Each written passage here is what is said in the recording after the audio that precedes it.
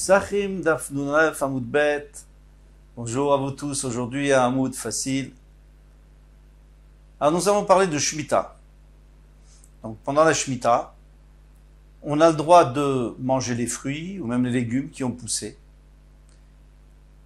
Pendant la Shemitah, bien sûr qu'on n'a pas travaillé la terre, on n'a pas planté, mais ça s'appelle Sfichim. Sfichim parce que ça a poussé sans qu'on s'en occupe. Ça pouvait être des graines qui traînaient par-ci par-là, ou alors des... On va voir par exemple la même chose avec le crouve, le chou, le pied de chou. Alors, on reprend 4 lignes avant la fin, 5 lignes avant la fin. Rabba Baba Chana, Amar le Rabba Baba Chana libéré. Rabba Baba Chana dit à son fils, béni, mon fils, lo tochal, tu ne mangeras pas. De quoi il s'agissait? De la graisse qui est sur l'estomac, et donc il y a une marloquette, est-ce qu'on a le droit de la manger ou pas? Alors il dit, lo tochal lo befanai velo shel befanai. Il a dit de ne pas manger cette graisse, soit pendant la vie de son père, ou même après, même pendant la vie de son père, et certainement après sa mort. Moi, j'ai vu mon maître Rabbi Yochanan qui mangeait. Je peux compter sur lui pour avoir le droit de manger soit pendant sa vie, soit après sa vie. Mais toi, tu l'as pas vu. Eh bien, tu ne mangeras pas ni devant ton père, ni pendant la vie de ton père, où normalement tu pourrais compter sur lui, et certainement pas une fois qu'il sera plus là. Parce que là, tu n'auras plus sur qui compter. Donc on a un principe comme ça. Si on a vu le Rav manger, on a le droit de manger. Sinon, on ne doit pas manger. Mais il dit en contradiction avec lui-même. Pourquoi? Une fois Rabba Baba Chana dit Sachli Rabbi Yochanan ben Elazar. Rabbi Yochanan ben Elazar m'a dit une fois moi. Alors c'est Rabbi Yochanan ben Elazar qui dit je suis rentré après Rabbi Shimon, le fils de Rabbi Yossi, ben Ekonia, les Guina, dans un jardin. Tourne la page, Venatal, il a pris Sfiche Kirouv. Donc, il y avait un Kirouv, il y avait, c'est-à-dire du chou, on traduit ça le chou, donc un plant de chou, un pied de chou, et sans arrêt, il y a des nouvelles feuilles qui poussent. Donc lui, il a pris une nouvelle feuille qui a poussé, sans qu'on s'en occupe pendant la Shemitah. Alors quel est le problème? C'est très bien, on a le droit. Non, parce que c'était après le moment du biour. Qu'est-ce que c'est le biour? Et là, on va beaucoup en parler dans les Hamoudim à venir. Le biour, c'est lorsque, donc la Torah nous dit, tant qu'il y a de quoi manger pour les chayot, pour les animaux qui sont dans les champs, alors toi tu peux garder à la maison ce que tu as appris. Donc disons que tu t'es servi de n'importe quel fruit, alors tu t'es servi plusieurs kilos, tant qu'il en reste dans les champs, eh bien tu as le droit de garder ces kilos à la maison pour les manger au fur et à mesure, pendant la Shemitah. Mais à partir du moment où il n'y a plus dans les champs, tu dois tout sortir. Tu dois rendre Efker. Alors le Machloket Harishonim, qu'est-ce qu'on fait avec? Est-ce qu'on peut le reprendre ou pas? Est-ce qu'on peut le reprendre ou pas? C'est-à-dire, nous, on doit le rendre Efker pour n'importe qui. Est-ce qu'après, si on veut, on peut le reprendre? Mais en tous les cas, on doit le sortir. Et lui, il considérait qu'il n'y avait pas de problème. Pourquoi il n'y avait pas de problème? Vamarli, béni, befana yechol, shelo befana lo tochal. Alors, maintenant, le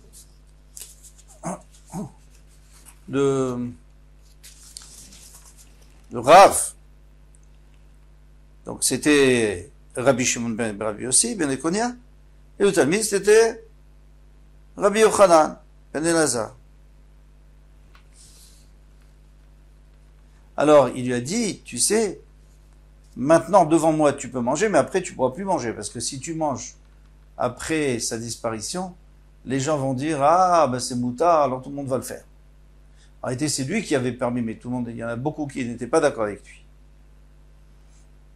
Alors, pourquoi est-ce que lui permettait?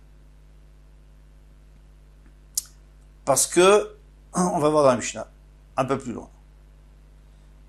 Donc il a dit, devant moi tu peux manger, chez le Fanaï l'Otochal. Ani Shiraïti de Rabbi Shimon Bar Yochai, moi qui ai vu Rabbi Shimon Bar Yochai Shachal qui a mangé, qui est Daïhou, Rabbi Shimon Bar Yochai l'Ismachal Vefanav et Shel Vefanav. Donc je peux compter sur lui après, pendant sa vie et après sa vie. Ata, mais toi Vefanav Echol, devant moi tu peux manger, chez le Fanaï l'Otochal, mais pas après. Alors on voit bien une contradiction que normalement il avait dit que Rabba Bar Chana, il avait dit qu'à partir du moment où toi tu n'as pas vu, tu ne peux pas manger du tout. Et là, il lui dit, tu peux manger après, pendant que je suis là, pendant ma vie. Alors maintenant, la Gemara demande, Maï Rabbi Shimon. On va répondre après à la question. Déjà, il faut comprendre, oui, d'où vient cette marloquette de Rabbi Shimon, de manger et pas manger. Détania, Rabbi Shimon omer kol asfichim asurim.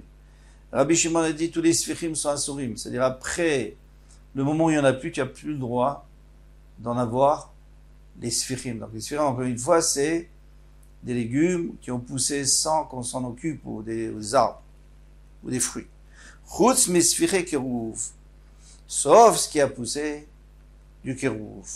Shen kayutse ben berek asadeh, parce qu'il n'y a aucun légume qui lui ressemble. Alors ça veut dire quoi, s'il n'y a aucun légume? Alors qu'est-ce que ça peut faire? Alors ici, c'est une grosse discussion et Farshi, mais Rashi lui explique, comme d'habitude on va expliquer comme Rashi. Il dit que les autres fruits, les autres légumes, eh bien, une fois qu'on les a coupés, c'est fini. Tandis que le kerouv, il fait toujours des feuilles. Il rajoute des feuilles, et des feuilles, et des feuilles. On prend les feuilles, il rajoute. Donc tu peux pas me dire que c'est fini, il n'y en a plus. Il y en a encore, tu vois bien qu'il y en a encore, il y en aura encore. Même après l'époque. Donc il n'y a pas une obligation de biour, de s'en débarrasser, de laisser pour les animaux. Les Chachamim disent que tous les sfichim sont interdits, même ceux de Kérouf. Vetarvayu aliba de Rabbi Kiva, et tout le monde parle au nom de Rabbi Akiva de Tanya. C'est une braïta qui nous dit Hen lo nizra. Alors de quoi elle parle la braïta? C'est lorsque les Israël vont dire Vechitomru manochal bashana ashvit. Hen lo nizra. Qu'est-ce qu'on va manger pendant la Shemitah? On n'a même pas le droit de semer, de récolter, etc. Lo nizra velo neesof, et on ne pourra pas récolter, voitez-nous notre récolte. Alors Rabbi Akiva a dit Vechimachashen zorim mechanosfim. Si tu me dis qu'ils n'ont pas à semer, alors d'où ils vont récolter? Lorsqu'on ne sème pas, on ne récolte pas. Comme l'histoire de la fourmi et la cigale. Mikan isfichim shen asurim. Alors ici, je peux apprendre que les sfichim, donc ce qui a poussé tout seul, c'est assour. Parce qu'il y a écrit, vous n'avez pas le droit de semer, mais même ce qui pousse tout seul, vous n'aurez pas le droit de récolter. Mais maïkami palgi, alors c'est quoi la marloquette? Rabbanan savre gazrinan sfiré kruvatu cher sfiré d'alma. Les Chachamim pensent que ce qui pousse tout seul du krouv, eh bien, les feuilles, normalement, elles devraient être permises, mais on les interdit de peur qu'après les gens fassent une erreur et prennent d'autres légumes. Rabbi Shimon Savar, lo gazrinan sfiré kruvatu sfiré d'alma. Et lui, il pense qu'on ne fait pas la xéra. Donc, on est resté avec une question que Rabbi Bar Chana, une fois, nous dit que celui qui a vu peut manger, celui qui n'a pas vu peut jamais manger, et après il nous a dit non. Celui qui n'a pas vu, il peut manger pendant la vie de son père, mais pas après. Maintenant, on va revenir à notre Mishnah. Aolech mimakom. Quelqu'un qui vient d'un endroit. Alors, on a dit que quelqu'un qui vient d'un endroit, on prend la Mishnah, quelqu'un qui vient d'un endroit où on travaille Erev Pessah le matin, à un endroit où on ne travaille pas, et il ne devra pas travailler, parce qu'il doit faire comme tout le monde, là où il est. Et s'il vient d'un endroit où on ne travaille pas, et il vient dans un endroit où on travaille, il ne devra pas travailler parce que il doit garder les chumrot de là où il était. Bon, on comprend.